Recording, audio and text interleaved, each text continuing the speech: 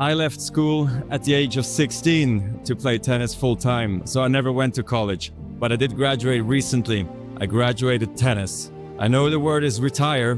Roger Federer retired from tennis. Retired. The word is awful. You wouldn't say you retired from college, right? It sounds terrible. I finished one big thing and I'm moving on to the next. Like you, I'm figuring out what that is.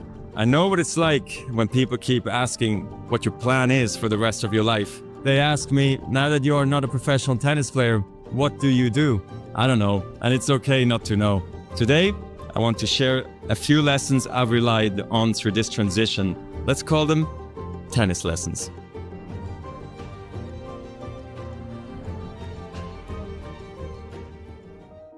So here's the first. Effortless is a myth. I mean it. I say that as someone who has heard that word a lot. Effortless. People would say my play was effortless. Most of the time, they meant it as a compliment. But it used to frustrate me when they would say he barely broke a sweat. Or he's even trying. The truth is, I had to work very hard to make it look easy.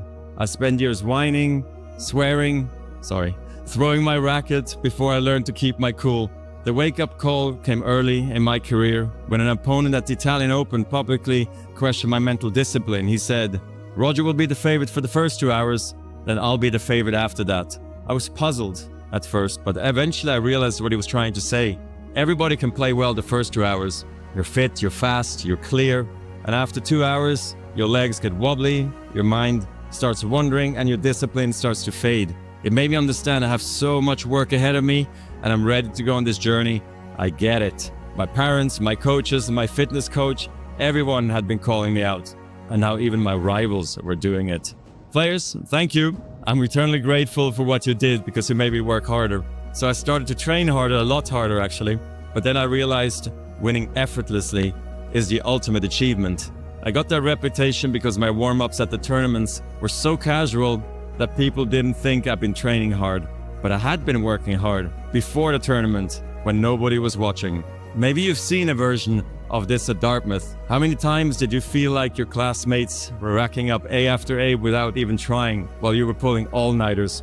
Loading up on caffeine maybe, or crying softly in a corner of Sanborn Library? Hopefully like me you learned that effortless is a myth. I didn't get where I got on pure talent alone. I got there by trying to outwork my opponents. I believed in myself, but belief in yourself has to be earned. There was a moment in 2003 when my self-belief really kicked in. I was at the ATP finals where only the best 8 players qualify, and I beat some of the top players I really admired by aiming right at their strength. Before, I would run away from their strength. If a guy had a strong forehand, I would try to hit his backhand. But now, I would try to go after his forehand. I tried to beat the baseliners from the baseline. I tried to beat the attackers by attacking.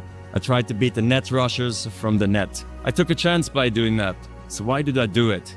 To amplify my game and expand my options. You need a whole arsenal of strength. So if one of them breaks down, you've got something left. When your game is clicking like that, winning is easy, relatively. Then there are days when you just feel broken. Your back hurts, your knee hurts. I had that a lot. Maybe you're a little sick or scared, but you still find a way to win. And those are the victories we can be most proud of. Because they prove that you can win not just when you're at your best, but especially when you aren't. Yes, talent matters. I'm not going to stand here and tell you it doesn't. But talent has a broad definition. Most of the time, it's not about having a gift. It's about having grit. In tennis, a great forehand with sick racket head speed can be called a talent. But in tennis, like in life, discipline is also a talent. And so is patience. Trusting yourself is a talent. Embracing the process, loving the process is a talent. Managing your life, managing yourself, these can be talents too. Some people are born with them. Everybody has to work at them. From this day forward, some people are going to assume that because you graduated from Dartmouth, it all is going to come easy for you. And you know what? Let them believe that, as long as you don't. Okay, second lesson. It's only a point. Let me explain. You can work harder than you thought possible and still lose. I have many times. Tennis is brutal. There's no getting around the fact that every tournament ends the same way. One player gets the trophy, every other player gets back on a plane, stares out of the window and thinks, how the hell did I miss that shot? So I tried not to lose, but I did lose, sometimes big. For me, one of the biggest was the finals at Wimbledon in 2008, me versus Nadal. Some call it the greatest match of all time. I was going for a record 6 consecutive title. I was playing for history. There were rain delays, the sun went down, Rafa won 2 sets, I won the next 2 sets in tie breaks, and we found ourselves at 7-all in the 5th. I understand why people focus on the end. The final minutes so dark I could barely see the chalk on the grass. But looking back, I feel like I lost at the very first point of the match. I looked across the net and I saw a guy who just a few weeks earlier crushed me, and I thought, this guy is maybe hungrier than I am, and he's finally got my number. It took me until the 3rd set before I remembered, hey buddy, you're the 5-time defending champion, and you're on grass, by the way. You know how to do this. But I came too late, and Rafa won. It was well deserved. Some defeats hurt more than others. I knew I would never get another shot at 6 in a row. I lost Wimbledon, I lost my #1 ranking, and suddenly people said, he had a great run. Is this the changing of the guard? But I knew what I had to do. Keep working and keep competing. In tennis, perfection is impossible. In the 1,526 singles matches I played in my career, I won almost 80% of those matches. Now, I have a question for you. What percentage of points do you think I won in those matches? Only 54%. In other words, even top-ranked tennis players win barely more than half of the points they play. When you lose every second point on average, you learn not to dwell on every shot. You teach yourself to think, okay, I double faulted, it's only a point. Okay, I came to the net and I got passed again, it's only a point. Even a great shot, an overhead backhand smash that ends up on ESPN's top 10 playlist, that too is just a point. So here's why I'm telling you this. When you're playing a point, it has to be the most important thing in the world, and it is. But when it's behind you, it's behind you. This mindset is really crucial because it frees you to fully commit to the next point and the next point after that with intensity, clarity, and focus. The truth is, whatever game you play in life, sometimes you're going to lose. A point, a match, a season, a job. It's a roller coaster with many ups and downs. And it's natural when you're down to doubt yourself and to feel sorry for yourself. And by the way, your opponents have self-doubt too. Don't ever forget that. But negative energy is wasted energy. You want to become a master at overcoming hard moments. That is, to me, the sign of a champion. The best in the world are not the best because they win every point. It's because they know they'll lose again and again and have learned how to deal with it. You accept it, cry it out if you need to, and then force a smile.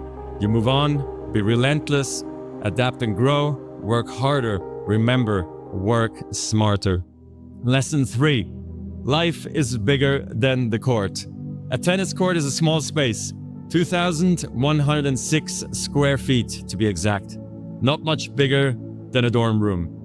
I worked a lot, learned a lot, and ran a lot of miles in that small space, but the world is a whole lot bigger than that. Even when I was just starting out, I knew that tennis could show me the world, but tennis could never be the world.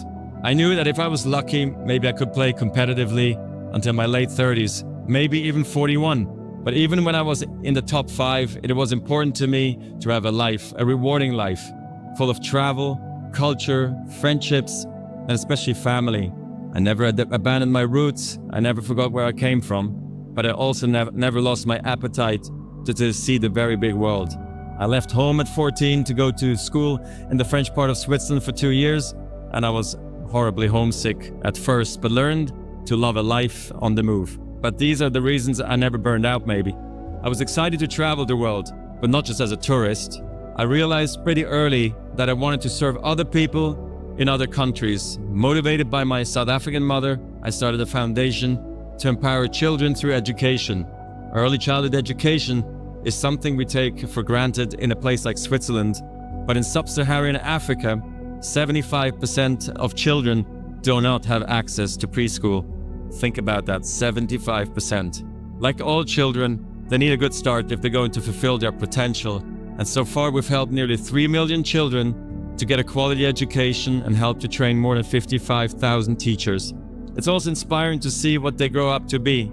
Some have become nurses, teachers, computer programmers. It's been an exciting journey, and I feel like we're only at the beginning with so much to learn. I can't believe we've just celebrated 20 years of this work, especially because I started the foundation before I thought I was ready. I was 22 at the time, like many of you are today. I was not ready for anything other than tennis, but sometimes you've got to take a chance and then figure it out. Philanthropy can mean a lot of things.